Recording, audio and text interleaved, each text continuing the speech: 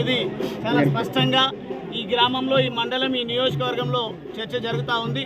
గత వారం రోజుల క్రితం మా ఎంపీ అభ్యర్థి ఆర్ఎస్ ప్రవీణ్ కుమార్ గారు, నేను, అదే మాదిరిగా హర్షవర్ధన్ రెడ్డి గారు, మాజీ శాసనసభ్యులు, ఎస్పీ గారిని, స్థానిక ఎస్ఐ ఇన్స్పెక్టర్ గారిని, అదేవిధంగా డీజీపీ గారిని కలిసినప్పటికీ ప్రయోజనం లేకుండా పోతుంది. అంటే శాంతి భద్రతలను నియంత్రణలో పెట్టలేనటువంటి ఈ అసమర్థ ప్రభుత్వం గద్దె దిగే వరకు తెలంగాణ ప్రజలు పోరాటాలు చేయాల్సినటువంటి అవసరం ఉంది.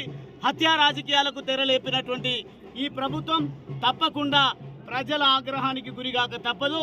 మేము మాట్లాడడానికి వెనకడుగు వేయడానికి కారణం ఏంది అని అంటే, గత 10 సంవత్సరాలు అధికారంలో బాధ్యతాయుతమైన హోదాలో ఉన్నాం కాబట్టి మా ముఖ్యమంత్రి కేసీఆర్ గారు, మా నాయకుడు కేటీఆర్ గారు గతంలో పాలించిన విధానాన్ని మేము పూర్తి స్థాయిలో అవగతం చేసుకున్నాం కాబట్టి మేము దాడులకు ప్రతి దాడులు